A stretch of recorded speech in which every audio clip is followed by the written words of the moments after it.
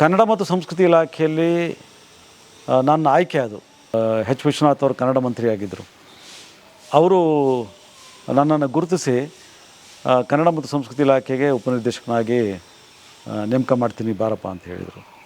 ಈ ಕಲಾಮಂದಿರ ಮೈಸೂರಿನಲ್ಲಿ 1985-86ರಲ್ಲಿ ವಿಶ್ವ ಕನ್ನಡ ಸಮ್ಮೇಳನಕ್ಕೆ ಅಂತ ಕಟ್ಟಿಸಿದ್ದು. ಅದು ಬಹುತೇಕ ಮುಚ್ಚಿತ್ತು. ಅಲ್ಲಿ ಈಗ ಏನು ನೋಡ್ತಾ ಇದ್ದೀರಿ ಅದೇನೂ ಇರಲಿಲ್ಲ. ಅಲ್ಲಿ ಈಗ ನೋಡ್ತಾ ಇದ್ದೀರಲ್ಲ ಅದು ಯಾವುದೂ ಇರಲಿಲ್ಲ. ಅಲ್ಲಿ ಹಿಂದೆ ರಂಗಾಯಣ ನಡೀತಾ ಇತ್ತು, ಮುಂದೆ ಎಲ್ಲ ಒಂಥರ ಪಾಳು ಬಿದ್ದು ಹೋಗಿತ್ತು. ನನಗೆ ನೇಮಕ ಆದಂಥ ಸಂದರ್ಭದಲ್ಲಿ ಒಂದು ಸಹಾಯಕ ನಿರ್ದೇಶಕರ ಕಚೇರಿ, ಒಂದು ಉಪನಿರ್ದೇಶಕರ ಕಚೇರಿ,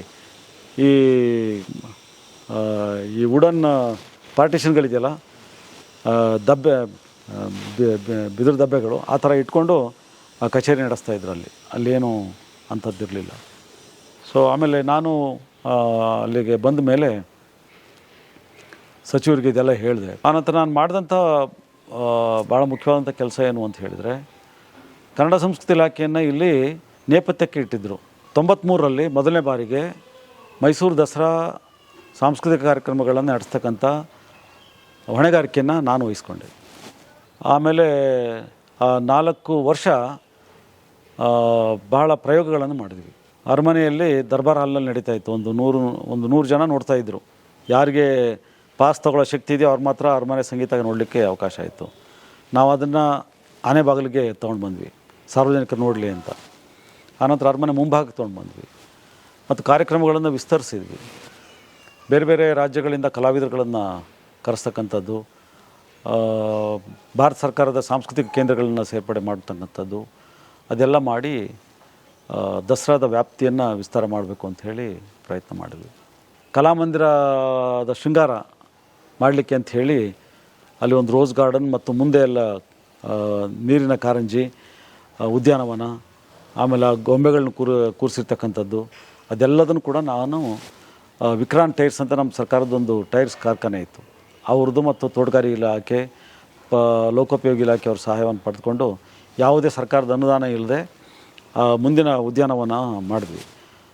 ಆಮೇಲೆ ವರ್ಷಕ್ಕೆ 2 ಕಾರ್ಯಕ್ರಮ ಮಾಡ್ತಾಯಿದ್ದೆ ನಾನು ಅಲ್ಲಿ. ಅಂದರೆ ದೊಡ್ಡ ಕಾರ್ಯಕ್ರಮ, ಒಂದು ಜಿಲ್ಲೆಯ ಎಲ್ಲ ಸರ್ಕಾರಿ ಇಲಾಖೆಗಳನ್ನ ಸೇರಿಸಿ ಮತ್ತು ಜಿಲ್ಲೆಯ ಎಲ್ಲ ಕಾಲೇಜುಗಳನ್ನ ಸೇರಿಸಿ ಪರಂಪರೆ ಅಂತ ಒಂದು ಉತ್ಸವ ಮಾಡ್ತಾಯಿದ್ದೆ ನಾನು.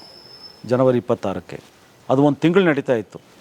ಇಡೀ ಕಲಾಮಂದಿರ ಧಾಮ್ ಧೂಮ್ ಕಿಕ್ಕಿರಿದು ಮೆರಿತಾ ಇತ್ತು. ಎಲ್ಲರೂ ನಕ್ಬಿಟ್ರು. ಕಲಾಮಂದಿರ ಅಲ್ಲಿ ದೆವ್ವ ಕುಣಿತವೆ, ಅಲ್ಲಿ ಏನಿದೆ, ಅಲ್ಲಿ ಅದು ಪಾಳು ಬಿದ್ದಿದೆ, ಅಲ್ಲಿ ಹೋಗಿ ಜಾಗೃತಿ ವರ್ಷ ಮಾಡಿ ಯಾರು ಬರ್ತಾರೆ ಅಲ್ಲಿಗೆ, ಏನು ಮಾಡಬೇಕು ಅಂತಿದ್ಯಪ್ಪ ಅಲ್ಲಿ, ನೀನು ಹೊಸಬ ಇದೆಯಾ ನೀನು ಅಂಥೇಳಿ ನನಗೆ ಹೇಳಿದರು. ನೋಡಿ, ಇದನ್ನು ಕಟ್ಟಿ ಎಷ್ಟು ವರ್ಷ ಆಯಿತು, ಅಷ್ಟು ಸುಂದರವಾಗಿದೆ, ಆಧುನಿಕವಾಗಿ ನಿರ್ಮಾಣ ಮಾಡಿರ್ತಕ್ಕಂಥ ಕಲಾಮಂದಿರ. ನಾವು ಸರ್ಕಾರಿ ಕಾರ್ಯಕ್ರಮಗಳನ್ನೇ ಅಲ್ಲಿ ಮಾಡಲಿಲ್ಲ ಅಂತ ಹೇಳಿದರೆ ಮತ್ತು ಯಾರು ಅಲ್ಲಿ ಕಾರ್ಯಕ್ರಮ ಮಾಡ್ತಾರೆ? ಅದನ್ನು ಕಟ್ಟಿಸಿದ ಉದ್ದೇಶ ಏನು? ಆದ್ದರಿಂದ ದಯವಿಟ್ಟು ನಾನು ನಿಮ್ಮೆಲ್ಲರಲ್ಲಿ ಮನವಿ ಮಾಡ್ಕೊಳ್ತೇನೆ, ನನಗೊಂದು ಅವಕಾಶ ಕೊಡಿ.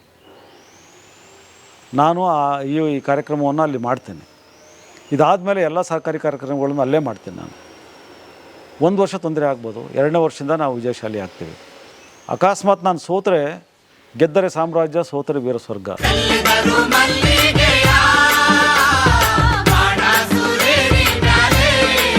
ನನ್ನ ಸರ್ಕಾರಿ ಸೇವೆಯ ಯಾನ ಭಾಳ ಸುದೀರ್ಘವಾಗಿದೆ.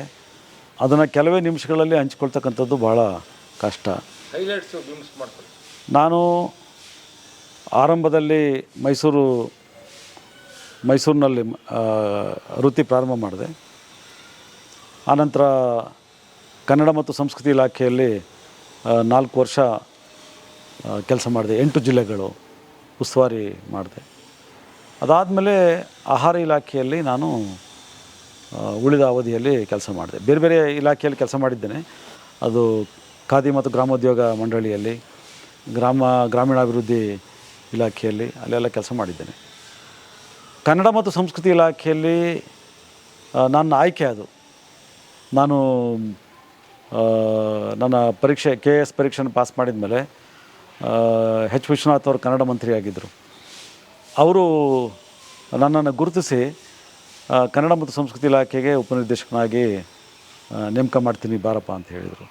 ಒಂದು 2-3 ಸರಿ ಅವ್ರ ಜೊತೆ ಮಾತನಾಡಿದ ಸಂದರ್ಭದಲ್ಲಿ ನಾನು 93ರಿಂದ 96ರವರೆಗೆ ಅಲ್ಲಿ ಅಧಿಕಾರಿಯಾಗಿ ಕೆಲಸ ಮಾಡಿದೆ. ಈ ಕಲಾಮಂದಿರ ಮೈಸೂರಿನಲ್ಲಿ 1985-86ರಲ್ಲಿ ವಿಶ್ವ ಕನ್ನಡ ಸಮ್ಮೇಳನಕ್ಕೆ ಅಂತ ಕಟ್ಟಿಸಿದ್ದು. ಅದು ಬಹುತೇಕ ಮುಚ್ಚಿತ್ತು. ಅಲ್ಲಿ ಈಗ ಏನು ನೋಡ್ತಾ ಇದ್ದೀರಿ ಅದೇನೂ ಇರಲಿಲ್ಲ ಅಲ್ಲಿ. ಈಗ ನೋಡ್ತಾ ಇದ್ದೀರಲ್ಲ ಅದು ಯಾವುದೂ ಇರಲಿಲ್ಲ ಅಲ್ಲಿ. ಹಿಂದೆ ರಂಗಾಯಣ ನಡೀತಾ ಇತ್ತು, ಮುಂದೆ ಎಲ್ಲ ಒಂಥರ ಪಾಳು ಬಿದ್ದು ಹೋಗಿತ್ತು. ನನಗೆ ನೇಮಕವಾದಂಥ ಸಂದರ್ಭದಲ್ಲಿ ಒಂದು ಸಹಾಯಕ ನಿರ್ದೇಶಕರ ಕಚೇರಿ, ಒಂದು ಉಪನಿರ್ದೇಶಕರ ಕಚೇರಿ, ಈ ವುಡನ್ ಪಾರ್ಟಿಷನ್ಗಳಿದೆಯಲ್ಲ, ದಬ್ಬೆ ಬಿದಿರು ದಬ್ಬೆಗಳು, ಆ ಥರ ಇಟ್ಕೊಂಡು ಕಚೇರಿ ನಡೆಸ್ತಾಯಿದ್ರು. ಅಲ್ಲೇನೂ ಅಂಥದ್ದಿರಲಿಲ್ಲ. ಸೊ ಆಮೇಲೆ ನಾನು ಅಲ್ಲಿಗೆ ಬಂದ ಮೇಲೆ ಸಚಿವರಿಗೆ ಇದೆಲ್ಲ ಹೇಳಿದೆ. ಆ ಕಾಲಕ್ಕೆ ಕನ್ನಡ ಮತ್ತು ಸಂಸ್ಕೃತಿ ಇಲಾಖೆಯಲ್ಲಿ ಜಾಸ್ತಿ ಅನುದಾನ ಇರಲಿಲ್ಲ, ಭಾಳ ಕಡಿಮೆ ಇತ್ತು. ಒಂದು ಕಾರ್ಯಕ್ರಮ ಮಾಡಿದ್ರೆ ₹650, ₹850, $1250 ಹಾಗೆಲ್ಲ ಕೊಡ್ತಾಯಿದ್ರು ಅಷ್ಟೇ.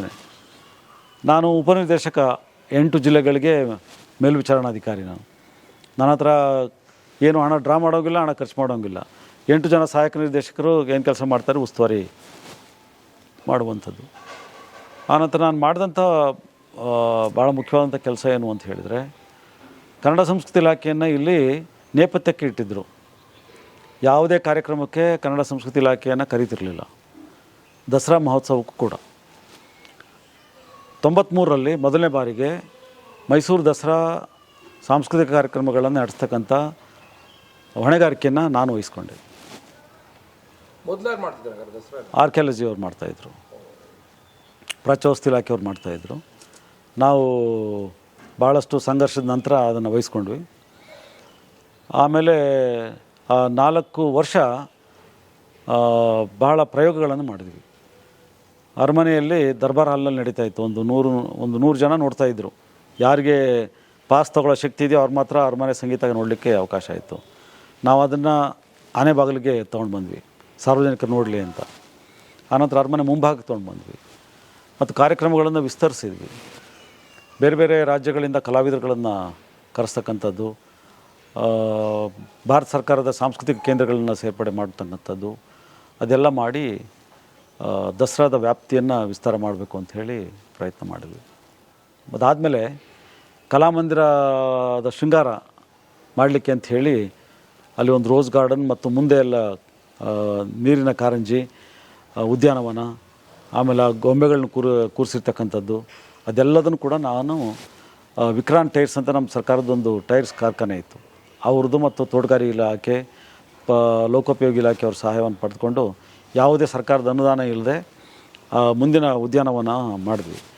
ಅದಾದ ನಂತರ ಇತ್ತೀಚೆಗೆ ಅಲ್ಲಿ ಮರಗಳನ್ನ ಅದು ಇದು ಹಾಕಿ ಈಗೆಲ್ಲ ತುಂಬ ಹಸಿರು ಮಾಡಿದ್ದಾರೆ. ಆಮೇಲೆ ವರ್ಷಕ್ಕೆ 2 ಕಾರ್ಯಕ್ರಮ ಮಾಡ್ತಾಯಿದ್ದೆ ನಾನು ಅಲ್ಲಿ. ಅಂದರೆ ದೊಡ್ಡ ಕಾರ್ಯಕ್ರಮ, ಒಂದು ಜಿಲ್ಲೆಯ ಎಲ್ಲ ಸರ್ಕಾರಿ ಇಲಾಖೆಗಳನ್ನ ಸೇರಿಸಿ ಮತ್ತು ಜಿಲ್ಲೆಯ ಎಲ್ಲ ಕಾಲೇಜುಗಳನ್ನ ಸೇರಿಸಿ ಪರಂಪರೆ ಅಂತ ಒಂದು ಉತ್ಸವ ಮಾಡ್ತಾಯಿದ್ದೆ ನಾನು. ಜನವರಿ 26ಕ್ಕೆ ಅದು 1 ತಿಂಗಳು ನಡೀತಾ ಇತ್ತು. ಇಡೀ ಕಲಾಮಂದಿರ ಧಾಮ್ ಧೂಮ್ ಕಿಕ್ಕಿರಿದು ಮೆರಿತಾ ಇತ್ತು. ಅದ್ರ ಉದ್ದೇಶ ಏನು ಅಂತ ಹೇಳಿದ್ರೆ, ಕಲಾಮಂದಿರ ಪ್ರಸಿದ್ಧಿಗೆ ಬರಬೇಕು, ಕನ್ನಡ ಸಂಸ್ಕೃತಿ ಇಲಾಖೆ ಈ ಸಾಂಸ್ಕೃತಿಕ ವಿಷಯದಲ್ಲಿ ಮುಂದೆ ಬರಬೇಕು, ಜನರಿಗೆ ಹತ್ರ ಹೋಗಬೇಕು ಅಂತ ಹೇಳಿ. ನಾನು 93 ಆಗಸ್ಟ್ 8ನೇ ತಾರೀಕು ಕನ್ನಡ ಜಾಗೃತಿ ವರ್ಷ ಆಚರಣೆ ಮಾಡಬೇಕು ಅಂತ ಹೇಳಿ ಒಂದು ಕಾರ್ಯಕ್ರಮ ಬಂತು. ಆವಾಗ ಜಿಲ್ಲಾಧಿಕಾರಿಗಳ ಕಚೇರಿಯಲ್ಲಿ ಸಭೆ ನಡೀತಾ ಇತ್ತು. ಅಜಿತ್ ಸೇಠ್ ಅವರು ಜಿಲ್ಲಾ ಉಸ್ತುವಾರಿ ಸಚಿವರಾಗಿದ್ದರು. ಎಲ್ಲಿ ಆಚರಣೆ ಮಾಡೋದು ಅಂತ ಹೇಳಿದರು. ಎಲ್ಲರೂ ಟೌನ್ ಹಾಲ್ನಲ್ಲಿ, ಪುರಭವನದಲ್ಲಿ, ಅಲ್ಲಿ ಇಲ್ಲಿ ಅಂತ ಹೇಳಿದರು. ಅದಕ್ಕೆ ನಾನು ಎದ್ದು ನಿಂತ್ಕೊಂಡು, ಸರ್ ಕ್ಷಮಿಸಿ, ನಾವು ಕನ್ನಡ ಜಾಗೃತಿ ವರ್ಷವನ್ನು ಕಲಾಮಂದಿರದಲ್ಲಿ ಮಾಡೋಣ ಅಂತ ನಂದು ಸಲಹೆ ಅಂತಂದೆ. ಎಲ್ಲರೂ ನಕ್ಬಿಟ್ರು. ಕಲಾಮಂದಿರ ಅಲ್ಲಿ ದೆವ್ವ ಕುಣಿತವೆ, ಅಲ್ಲಿ ಏನಿದೆ, ಅಲ್ಲಿ ಅದು ಪಾಳು ಬಿದ್ದಿದೆ, ಅಲ್ಲಿ ಹೋಗಿ ಜಾಗೃತಿ ವರ್ಷ ಮಾಡಿ ಯಾರು ಬರ್ತಾರೆ ಅಲ್ಲಿಗೆ, ಏನು ಮಾಡಬೇಕು ಅಂತಿದ್ಯಪ್ಪ ಅಲ್ಲಿ, ನೀನು ಹೊಸಬ ಇದೆಯಾ ನೀನು ಅಂಥೇಳಿ ನನಗೆ ಹೇಳಿದರು. ಅದಕ್ಕೆ ನಾನು ಹೇಳಿದೆ, ನೋಡಿ ಇದನ್ನು ಕಟ್ಟಿ ಎಷ್ಟು ವರ್ಷ ಆಯಿತು, ಅಷ್ಟು ಸುಂದರವಾಗಿದೆ, ಆಧುನಿಕವಾಗಿ ನಿರ್ಮಾಣ ಮಾಡಿರ್ತಕ್ಕಂಥ ಕಲಾಮಂದಿರ. ನಾವು ಸರ್ಕಾರಿ ಕಾರ್ಯಕ್ರಮಗಳನ್ನೇ ಅಲ್ಲಿ ಮಾಡಲಿಲ್ಲ ಅಂತ ಹೇಳಿದರೆ ಮತ್ತು ಯಾರು ಅಲ್ಲಿ ಕಾರ್ಯಕ್ರಮ ಮಾಡ್ತಾರೆ? ಅದನ್ನು ಕಟ್ಟಿಸಿದ ಉದ್ದೇಶ ಏನು? ಆದ್ದರಿಂದ ದಯವಿಟ್ಟು ನಾನು ನಿಮ್ಮೆಲ್ಲರಲ್ಲಿ ಮನವಿ ಮಾಡ್ಕೊಳ್ತೇನೆ, ನನಗೊಂದು ಅವಕಾಶ ಕೊಡಿ. ನಾನು ಈ ಕಾರ್ಯಕ್ರಮವನ್ನು ಅಲ್ಲಿ ಮಾಡ್ತೇನೆ. ಇದಾದಮೇಲೆ ಎಲ್ಲ ಸರ್ಕಾರಿ ಕಾರ್ಯಕ್ರಮಗಳನ್ನು ಅಲ್ಲೇ ಮಾಡ್ತೀನಿ ನಾನು. 1 ವರ್ಷ ತೊಂದರೆ ಆಗ್ಬೋದು, 2ನೇ ವರ್ಷದಿಂದ ನಾವು ವಿಜಯಶಾಲಿ ಆಗ್ತೀವಿ. ಅಕಸ್ಮಾತ್ ನಾನು ಸೋತರೆ ಗೆದ್ದರೆ ಸಾಮ್ರಾಜ್ಯ, ಸೋತರೆ ವೀರ ಸ್ವರ್ಗ ಅಂತ ಅಂದೆ. ಎಲ್ಲರೂ ನಗ್ತಾಯಿದ್ರು, ಅದೇ ಚಪ್ಪಾಳೆ ತಟ್ಟಿದ್ರು. ಇಲ್ಲ, ಇವ್ರಿಗೆ ನಾವು ಪ್ರೋತ್ಸಾಹ ಕೊಡೋಣ ಅಂಥೇಳಿ ಜಿಲ್ಲಾಧಿಕಾರಿಗಳು ಮತ್ತೆಲ್ಲರೂ ಸೇರಿ ವರ್ಷ 93ರಲ್ಲಿ ಆ ಕಾರ್ಯಕ್ರಮವನ್ನು ಮಾಡಿದ್ವಿ. ಅದಾದಮೇಲೆ ಕನ್ನಡ ಸಂಸ್ಕೃತಿ ಇಲಾಖೆ ದಸರಾ ಮತ್ತು ಮೈಸೂರಿನ ಎಲ್ಲ ಸಾಂಸ್ಕೃತಿಕ ವಿಷಯಗಳನ್ನು ನಿರ್ವಹಣೆ ಮಾಡ್ತಕ್ಕಂಥ ಜವಾಬ್ದಾರಿ. ಹಾಗೆ ಮಂಗಳೂರಿನಲ್ಲಿ, ಹಾಸನದಲ್ಲಿ, ಚಿಕ್ಕಮಗಳೂರಿನಲ್ಲಿ ರಂಗಮಂದಿರ ಕಟ್ಟಿಸ್ಲಿಕ್ಕೆ ನಡೆದಂಥ ಪ್ರಯತ್ನಗಳು, ಮಂಡ್ಯದಲ್ಲಿ, ಇದು ಕನ್ನಡ ಮತ್ತು ಸಂಸ್ಕೃತಿ ಇಲಾಖೆಯಲ್ಲಿ ನಾವು ನೆನೆಸ್ಕೊಳ್ತಕ್ಕಂಥದ್ದು. ಆಹಾರ ಇಲಾಖೆಯಲ್ಲಿ ನಾನು ಮೈಸೂರು, ಚಾಮರಾಜನಗರ, ಮಂಡ್ಯ, ಹಾಸನ, ಶಿವಮೊಗ್ಗ, ಚಿತ್ರದುರ್ಗ, ಬಾಗಲಕೋಟೆ, ದಾವಣಗೆರೆ, ಬಳ್ಳಾರಿ, ಗುಲ್ಬರ್ಗ ಮತ್ತು ಬೆಂಗಳೂರು, ಇಷ್ಟು ಜಿಲ್ಲೆಯಲ್ಲಿ ಕೆಲಸ ಮಾಡಿದ್ದೆ ನಾನು. ಆಹಾರ ಇಲಾಖೆದು ಭಾಳ ರೋಚಕ ವಿಷಯ. ಅಲ್ಲಿ ಎಲ್ಲವನ್ನೂ ಕೂಡ ನಾನು ಸಂಕ್ಷಿಪ್ತವಾಗಿ ಹಂಚ್ಕೊಳ್ಳಿಕ್ಕೆ ಆಗೋದಿಲ್ಲ. ಏನು ಅಂತ ಹೇಳಿದರೆ, ಆಹಾರ ಇಲಾಖೆಯಲ್ಲಿ ನಾನು ಲಕ್ಷ ಲಕ್ಷ ಜನರ ಆಹಾರದ ಹಕ್ಕನ್ನು ಕಾಪಾಡಿದ್ದೇನೆ, ಸಹಾಯ ಮಾಡಿದ್ದೇನೆ. ಸರ್ಕಾರಕ್ಕೆ ನಾನು ಉಳಿತಾಯ ಮಾಡಿಕೊಟ್ಟಿದ್ದೇನೆ, ಸರ್ಕಾರದ ಪರವಾಗಿ ಕೆಲಸ ಮಾಡಿದ್ದೇನೆ. ಸುಮಾರು 900ಕ್ಕೂ ಹೆಚ್ಚು ಜನರನ್ನು ನಾನು ಜೈಲಿಗೆ ಹಾಕಿದ್ದೇನೆ ಆಹಾರ ಇಲಾಖೆಯಲ್ಲಿ, 15 ಜಿಲ್ಲೆಯಲ್ಲಿ. ಆಹಾರ ಇಲಾಖೆಯಲ್ಲಿ ನಡೀತಾ ಇದ್ದಂಥ ಆಹಾರ ಧಾನ್ಯಗಳ ಅಕ್ರಮ, ಕಳ್ಳಸಾಗಾಣಿಕೆ ಇವುಗಳನ್ನು ತಡಿಲಿಕ್ಕೆ ನಮ್ಮ ಜೀವವನ್ನು ಕೂಡ ನಾನು ಲೆಕ್ಕಿಸದೆ ಹೋರಾಟ ಮಾಡಿದ್ದೆ ನಾನು. ಒಂದು ನೋಡಿ, ನಾನು ದಾವಣಗೆರೆ ಜಿಲ್ಲೆಯಲ್ಲಿದ್ದಾಗ ಈ ಹರಿಹರದ ಹತ್ರ ಒಂದು ರಾತ್ರಿ ಹರಿಹರ ತುಂಗಭದ್ರಾ ನದಿ ದಂಡೆಯಲ್ಲಿ ಈ ಸೀಮೆಎಣ್ಣೆಯನ್ನು ಅಕ್ರಮವಾಗಿ ಸಾಕಾಣಿಕೆ ಮಾಡಿ ಈ ಬೇರೆ ಬೇರೆ ಕಡೆ ಮಿಶ್ರಣ ಮಾಡ್ತಾಯಿದ್ದಂಥ ಒಂದು ಜಾಲ ಭೇದಿಸ್ತಕ್ಕಂಥದ್ದು. ನಮ್ಮ ಹಾಲಪ್ಪನವರಂಥ ಸಚಿವರಾಗಿದ್ದರು, ಅವರು ನನಗೆ ಸಂದೇಶ ಕೊಡ್ತಾರೆ. ನಾನು ಮತ್ತು ನನ್ನ ಜೊತೆ ಇನ್ನೊಬ್ಬರು ಅವರನ್ನು ತಗೊಂಡು ಏಕಾಂಗಿಯಾಗಿ ಅಲ್ಲಿ ದಾಳಿ ಮಾಡ್ತೀನಿ. ಆ ದಿನ ನಮಗೆ ಏನಾದರೂ ಆಗ್ಬೋದಾಗಿತ್ತು ಜೀವಕ್ಕೆ. ನಿಮ್ಮ ಪದನಾಮ ಅಂದರೆ ದಾಳಿ ನಡೆಸುವಂಥದ್ದು ಮತ್ತು ಶಿಕ್ಷೆ ಕೊಡುವಂಥ ಪದನಾಮ ಉಪನಿರ್ದೇಶಕರು. ನಾವು ಯಾರೇ ಅಕ್ರಮ ಮಾಡಿದರೆ, ಕಳ್ಳಸಾಗಾಣಿಕೆ ಮಾಡಿದರೆ ಅವ್ರ ಮೇಲೆ ರೈಡ್ ಮಾಡ್ತಕ್ಕಂಥ, ಅದನ್ನು ವಶಪಡಿಸ್ಕೊಳ್ತಕ್ಕಂಥ, ಅವ್ರ ಮೇಲೆ ಬಂಧಿಸಿ FIR ಮಾಡಿಸ್ತಕ್ಕಂಥ ಹಕ್ಕು, ಅಧಿಕಾರ ನಮಗಿತ್ತು. ಸೊ ಅದೇ ರೀತಿಯಾಗಿ ದಾವಣಗೆರೆ ಜಿಲ್ಲೆಯಲ್ಲಿ, ಮೈಸೂರು ಜಿಲ್ಲೆಯಲ್ಲಿ, ಆಮೇಲಿಂದ ಬಳ್ಳಾರಿ ಜಿಲ್ಲೆಯಲ್ಲಿ, ಆಮೇಲೆ ಗುಲ್ಬರ್ಗ ಜಿಲ್ಲೆಯಲ್ಲಿ, ಹೀಗೆ ತುಂಬ ಕಡೆ ಈ ರೀತಿಯಾಗಿ ಅಹೋರಾತ್ರಿ ನಾವು ದಾಳಿ ಮಾಡ್ತಕ್ಕಂಥ ಮತ್ತು ಈ ಸಮಾಜಘಾತಕರ ಜೊತೆ ಹೋರಾಟ ಮಾಡಬೇಕಾದಂಥ ಕೆಲಸ ಇದೆ. ನಾನು ಜ್ಞಾಪಿಸ್ಕೋಬೇಕಾಗಿರ್ತಕ್ಕಂಥ ಒಂದು ದೊಡ್ಡ ವಿದ್ಯಮಾನ ಅಂತ ಹೇಳಿದ್ರೆ, ನಾನು ಬೆಂಗಳೂರಿನಲ್ಲಿ ರಾಜ್ಯ ಆಹಾರ ದಳದ ಮುಖ್ಯಸ್ಥನಾಗಿದ್ದಾಗ ಬಂಗಾರಪೇಟೆಯಲ್ಲಿ ಒಂದು ಅಕ್ಕಿಗಿರಣಿಯಲ್ಲಿ ತಮಿಳುನಾಡು, ಆಂಧ್ರ ಪ್ರದೇಶ ಮತ್ತು ಕರ್ನಾಟಕದಿಂದ ಅಕ್ಕಿಯನ್ನು, ಸರ್ಕಾರದ ಅಕ್ಕಿಯನ್ನು ತೆಗೆದುಕೊಂಡು ಬಂದು ಅದನ್ನು ರೀಪಾಲಿಷ್ ಮಾಡಿ ಎಕ್ಸ್ಪೋರ್ಟ್ ಮಾಡ್ತಾರೆ ಅಂಥೇಳಿ ಒಂದು ಲಾರಿಯನ್ನು ಬೆನ್ನತ್ತುಕೊಂಡು ಹೋಗಿ ಸೀಸ್ ಮಾಡಿದ್ದು. ಸುಮಾರು 1 ತಿಂಗಳ ಕಾಲ ಕಾನೂನಿನ ಹೋರಾಟದ ಮಧ್ಯೆ 1 ತಿಂಗಳು ಅದನ್ನು ನಾನು ಆ ರೈಡನ್ನು ಆರಂಭ ಮಾಡಿ ಮುಕ್ತಾಯ ಮಾಡಲಿಕ್ಕೆ 1 ತಿಂಗಳಾಯಿತು. ಸೊ ಆದರೂ ಕೂಡ ನಾವು ಕಾನೂನು ಹೋರಾಟವನ್ನು ಮಾಡುತ್ತಾ ಆ ರೈಡನ್ನು ಮುಕ್ತಾಯ ಮಾಡಿ ಸುಮಾರು 25,000 ಕ್ವಿಂಟಲ್ ಅಕ್ಕಿಯನ್ನು ಸೀಸ್ ಮಾಡಿ ಇಡೀ ಅಕ್ಕಿಗಿರಣಿಯನ್ನು ನಾನು ಸೀಸ್ ಮಾಡಿದ್ದೆ.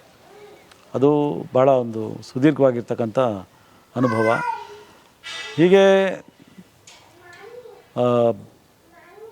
ಎಲ್ಲ ಜಿಲ್ಲೆಯಲ್ಲೂ ಕೂಡ ನಾವು ಈ ರೀತಿಯಾಗಿ ಆಹಾರ ಧಾನ್ಯಗಳ ಮತ್ತು ಗ್ಯಾಸ್ ಸಿಲಿಂಡರ್ಗಳ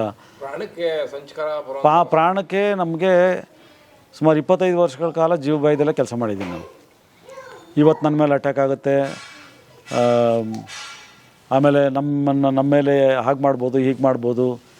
ಅದಕ್ಕಾಗಿ ನಾವೇನು ಮಾಡ್ತಾಯಿದ್ವಿ, ನಮ್ಮ ಆಫೀಸಲ್ಲಿ ನಾನು ಎಲ್ಲಿಗೆ ಹೋದ್ರೂ ಮೊದಲು ನಾನು ಮಾಡ್ತಾಯಿದ್ದಿದ್ದು ಕ್ಯಾಮ್ರಾ, CC ಕ್ಯಾಮ್ರಾ ಹಾಕ್ತಾಯಿದ್ದೆ.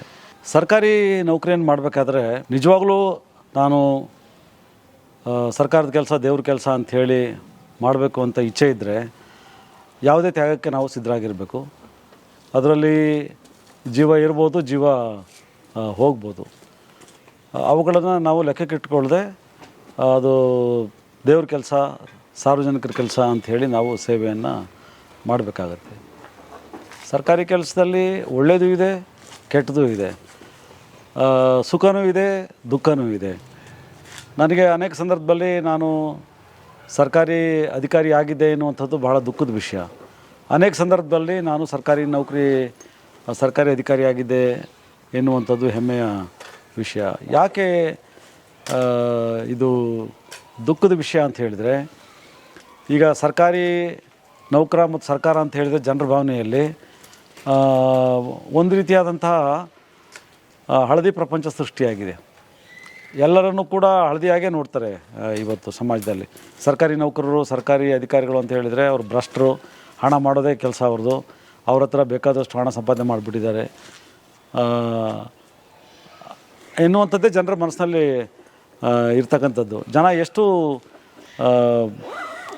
ಹಗುರವಾಗಿ ಮಾತನಾಡ್ತಾರೆ ಅಂತ ಹೇಳಿದರೆ, ನೀನು ಹಣ ಮಾಡಿಲ್ವಾ ಅಂತಂದರೆ, ಈ ಹಣ ಮಾಡಿದ ಮೇಲೆ ಎಂಥ ಸರ್ಕಾರಿ ನೌಕರಿ ಮಾಡಿದೆ ನೀನು ಅಂಥೇಳಿ ಹಗುರವಾಗಿ ಮಾತನಾಡ್ತಕ್ಕಂಥ ಸ್ಥಿತಿಗೆ ಇವತ್ತು ನಮ್ಮ ಜನ ಬಂದಿದ್ದಾರೆ. ಸರ್ಕಾರಿ ನೌಕರಿ ಯಾತಕ್ಕೆ ಸಂತೋಷ ಮತ್ತು ಹೆಮ್ಮೆಯ ವಿಷಯ ಅಂತ ಹೇಳಿದರೆ, ಸರ್ಕಾರಿ ನೌಕರಿಯಲ್ಲಿ ಮಾಡುವಷ್ಟು ಸಮಾಜಕ್ಕೆ ಒಳ್ಳೆಯ ಕೆಲಸವನ್ನು ಬೇರೆಯದ್ರಲ್ಲಿ ಮಾಡಲಿಕ್ಕಾಗೋದಿಲ್ಲ ಅಂಥೇಳಿ ಅಲ್ಲ. ನೀವು ಸರ್ಕಾರಿ ಅಧಿಕಾರಿಯಾಗಿ ಮಾಡ್ತಕ್ಕಂಥದ್ದು ನೀವು ಕಾನೂನುಬದ್ಧವಾಗಿ ಅಧಿಕೃತವಾಗಿ ಮಾಡುವಂಥ ಕೆಲಸಗಳು.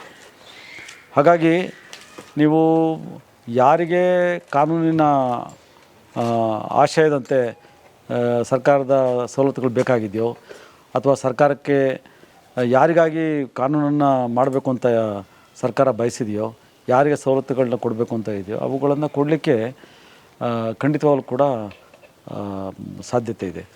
ಆದರೆ ಸರ್ಕಾರಿ ಅಧಿಕಾರಿ ಪಾರದರ್ಶಕವಾಗಿರಬೇಕು ಮತ್ತು ಪ್ರಾಮಾಣಿಕವಾಗಿರಬೇಕು ಮತ್ತು ನಿಷ್ಠೆಯಿಂದ ಕೆಲಸ ಮಾಡಬೇಕು. ನಾವು ಪಾರದರ್ಶಕವಾಗಿ, ಪ್ರಾಮಾಣಿಕವಾಗಿ ಮತ್ತು ನಿಷ್ಠೆಯಿಂದ ಸರ್ಕಾರಿ ನೌಕರಿಯನ್ನು ಮಾಡಲಿಕ್ಕೆ ಪ್ರಯತ್ನ ಮಾಡಿದ್ದೇವೆ. ಹಾಗಾಗಿ ನಾನು ಯಾವುದೇ ಇಲಾಖೆಯಲ್ಲಿ, ಯಾವುದೇ ಜಿಲ್ಲೆಯಲ್ಲಿ ಕೆಲಸ ಮಾಡಿದರೂ ಕೂಡ ನಾನು ನನ್ನ ದೂರವಾಣಿ ಸಂಖ್ಯೆಯನ್ನು ಮೊದಲು ಪ್ರಕಟ ಮಾಡ್ತಾಯಿದ್ದೆ. ಯಾವುದೇ ಜಿಲ್ಲೆಗೆ ಹೋದ್ರೆ ನಾನು ಮಾಡ್ತಾಯಿದ್ದಂಥ ಮೊದಲನೇ ಕೆಲಸ ನನ್ನ ದೂರವಾಣಿಯನ್ನು ಸಾರ್ವಜನಿಕರಿಗೆ ಕೊಡ್ತಕ್ಕಂಥದ್ದು ಮತ್ತು ನನ್ನ ಕಚೇರಿಗೆ CC ಕ್ಯಾಮ್ರಾವನ್ನು ಅಳವಡಿಸ್ತಕ್ಕಂಥದ್ದು. ಅದರ ಉದ್ದೇಶ ಏನು ಅಂತ ಹೇಳಿದರೆ, ಸಾರ್ವಜನಿಕರು ಯಾವಾಗಲಾದ್ರೂ ಬೇಕಾದರೂ ನಾನು ಸಂಪರ್ಕ ಮಾಡ್ಬೋದು. ಮತ್ತು ನನಗೆ ಭಾಳ ಹೆಮ್ಮೆ, ಗರ್ವ ಏನು ಅಂತ ಹೇಳಿದರೆ, ಯಾವುದೇ ಆಹಾರ ಇಲಾಖೆ ಕಚೇರಿ ಅಲ್ಲ, ಯಾವುದೇ ಕಚೇರಿಗೆ ಹೋಗಿ ನನಗೆ ಅವರು ದೂರವಾಣಿ ಮಾಡಿಕೊಟ್ರೆ, ಇಂಥವ್ರು ಮಾತನಾಡ್ತಾರೆ, ಜಿಲ್ಲಾಧಿಕಾರಿಗಳ ಕಚೇರಿಯಲ್ಲಿದ್ದಾರೆ ಅಂತ ಹೇಳಿದರೆ ಅವ್ರ ಕೆಲಸ ಆಗ್ತಾಯಿತ್ತು, ಬೇಗನೂ ಆಗ್ತಾಯಿತ್ತು. ಅದು ನನಗೆ ಭಾಳ ಸಂತೋಷ ತಂದು ಕೊಡ್ತಾಯಿತ್ತು. ಹಾಗೆ ನಾನು ಸರ್ಕಾರಿ ಕೆಲಸವನ್ನು ಭಾಳ ಶಿಸ್ತಿನಿಂದ, ಪ್ರಾಮಾಣಿಕವಾಗಿ, ದಕ್ಷತೆಯಿಂದ ಮತ್ತು ಯಾರಿಗೂ ಹೆದರದೆ ನಾನು ಸರ್ಕಾರಿ ನೌಕರಿಯನ್ನು ಮಾಡಬೇಕಾದ್ರೆ ಯಾರ ಹತ್ರನೂ ಹೋಗಿ ಭಿಕ್ಷಾಪಾತ್ರ ಇಟ್ಕೊಂಡು ನಿಂತಿಲ್ಲ, ಯಾರಿಗೂ ತಲೆ ತಗ್ಸಿಲ್ಲ ಮತ್ತು ಯಾರಿಗೂ ಹೆದರ್ಕೊಂಡು ಕೆಲಸ ಮಾಡಿಲ್ಲ. ನಾನು ಆತ್ಮತೃಪ್ತಿ ನಿಮಗಿದೆ? ನನಗೆ ಆತ್ಮತೃಪ್ತಿ ನನಗಿದೆ. ನಾನು ನನ್ನ ವೈಯಕ್ತಿಕ ಬದುಕಿನಲ್ಲಿ ತುಂಬ ಕಳ್ಕೊಂಡಿದ್ದೇನೆ ಸರ್ಕಾರಿ ಅಧಿಕಾರಿಯಾಗಿ. ಆದರೆ ನಾನು ನಿವೃತ್ತ ಆದಮೇಲೆ ನನಗೆ ಅದರ ಅನುಭವ ಆಗ್ತಾಯಿದೆ, ಹೌದು ನಾನು ಏನೇನು ಕಳ್ಕೊಂಡಿದ್ದೇನೆ ಅಂಥೇಳಿ. ಅದಕ್ಕಾಗಿ ಭಾಳಷ್ಟು ನೋವು ಇದೆ. ನನ್ನ ಕುಟುಂಬ ಅದಕ್ಕಾಗಿ ತುಂಬ ನೊಂದಿದ್ದಾರೆ. ಆದರೆ ನಾನು ನನ್ನ ಆತ್ಮಸಾಕ್ಷಿಗೆ ಅನುಗುಣವಾಗಿ ಕೆಲಸ ಮಾಡಿದ್ದೇನೆ ಎನ್ನುವಂಥ ತೃಪ್ತಿ ನನಗಿದೆ. ಇಷ್ಟೊತ್ತು ನಾನು ಜನಪದ ಸಿರಿ ಜೊತೆ ನನ್ನ ಬಾಲ್ಯ, ವಿದ್ಯಾಭ್ಯಾಸ ಮತ್ತು ನನ್ನ ಸರ್ಕಾರಿ ವೃತ್ತಿ ಬದುಕು, ಅದರ ನೋವು ನಲಿವುಗಳ ಬಗ್ಗೆ ನಾನು ಹಂಚಿಕೆ ಮಾಡಿಕೊಂಡಿದ್ದೇನೆ. ನನ್ನ ಅನುಭವಗಳು ಪ್ರಾಮಾಣಿಕವಾಗಿವೆ, ಇದರಲ್ಲಿ ಯಾವುದೇ ಕ್ಲೇಶ ಅಥವಾ ಕಲ್ಮಶ ಇಲ್ಲ. ಅದರಿಂದ ಇಂಥ ಕ್ಲೇಶರಹಿತ, ಕಲ್ಮಶರಹಿತ ಅನುಭವಗಳನ್ನು ಹಂಚ್ಕೊಳ್ಳಿಕ್ಕೆ ವೇದಿಕೆ ಆಗಿರುವಂಥ ಜನಪದ ಸಿರಿ ವಾಹಿನಿಯನ್ನು ದಯವಿಟ್ಟು ನೋಡ್ತಾ ಇರಿ ಮತ್ತು ಆ ಚಾನಲ್ಗೆ ತಾವು ಚಂದಾದಾರರಾಗಿ ಸಬ್ಸ್ಕ್ರೈಬ್ ಮಾಡಿ ಅಂತ ಹೇಳಿ ನಾನು ಈ ಮೂಲಕ ಕೇಳ್ಕೊಳ್ತೇನೆ. ನಾನು ನನ್ನ ಮುಂದಿನ ಸಂಚಿಕೆಯಲ್ಲಿ ನನ್ನ ಸಾಂಸ್ಕೃತಿಕ ಬದುಕಿನ ಬಗ್ಗೆ, ಸಾಂಸ್ಕೃತಿಕ ಹೋರಾಟದ ಬಗ್ಗೆ ನನ್ನ ವಿವರಗಳನ್ನ ನೀಡಲಿಕ್ಕೆ ಬಯಸ್ತೇನೆ. ನನ್ನ ಶ್ರೋತೃ ಬಾಂಧವರಿಗೆ ಒಂದು ವಿಶೇಷವಾದಂಥ ಮನವಿ, ಜನಪದ ಸಿರಿ ಚಾನಲ್ಗೆ ತಾವೆಲ್ಲರೂ ನೋಡಿ ಸಬ್ಸ್ಕ್ರೈಬ್ ಮಾಡಿ ಪ್ರೋತ್ಸಾಹಿಸಿ ಬೆಳೆಸಿ ಅಂಥೇಳಿ ನಾನು ಈ ಮೂಲಕ ಪ್ರಾರ್ಥನೆ ಮಾಡ್ಕೊಳ್ತೀನಿ. ಜನಪದ ಸಿರಿಯನ್ನು ಬೆಳೆಸೋದ್ರ ಮೂಲಕ ನಾಡಿನ ಕಲೆ ಸಾಹಿತ್ಯ ಸಂಸ್ಕೃತಿಯನ್ನು ವಿಶೇಷವಾಗಿ ಜನಪದವನ್ನು ಪಾಲಿಸಿ ಪೋಷಿಸಿದಂತಾಗ್ತದೆ ಅಂಥೇಳಿ ನಾನು ತಮ್ಮಲ್ಲಿ ಮನವಿ ಮಾಡ್ಕೊಳ್ತೇನೆ. ಮಾತನಾಡಣ್ಣಯ್ಯ